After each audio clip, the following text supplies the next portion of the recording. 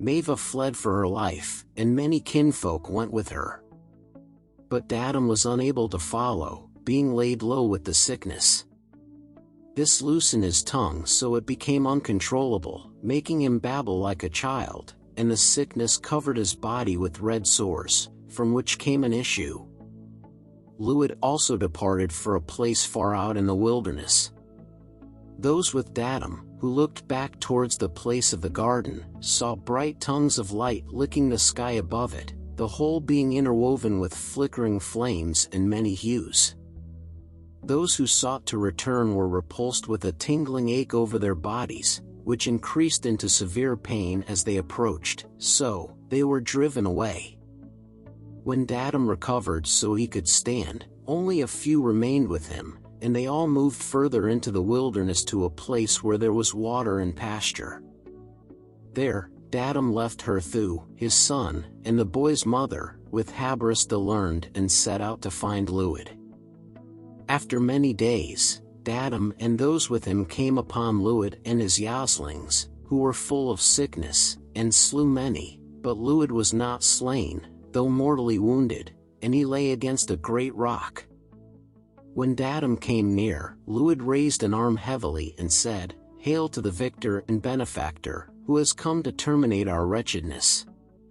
While Dadam stood sternly contemplating him, Luid said, "To kill me now is your prerogative, for even we lesser beings, who are far removed from God-men, have the law of husbandly pride. What I did has been done before and will be done again, but I erred by crossing an unknown barrier which could not be discerned, for we, within ourselves, are no more contagious to each other than are your people. If I then must die, let it be for my part in spawning the cankerworms of disease which have stricken both our peoples." Back in the dreaming time, when the great gods strove among themselves for dominion of the sky spaces, and the wide expanse of earth was rent apart by unearthly wildfire, Bamotha was cut apart by the bright arrows of Shemas. Then, this land was given to my people as their dominion, while yours was in another unearthly place far distant. Our domain was a pleasant place, and though you teach that because of this, we remained as we are, yet we were content.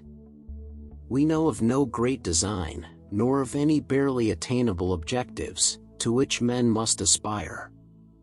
Such striving, as you know, is to us no more than purposeless vexation. I have my God, and you have yours, and as they strove one against the other before times, so will it always be, but now, there is a new battleground with new battle chiefs. I will go to my appointed place, and you will go to yours, and from thence, as leaders of the fray, we shall wage a never-ceasing war. Such is fated and must be, but who will win the fair prize of earth for their king? We shall not strive with clubs and lances, the hurling stone and flying dart, but with more subtle weaponry.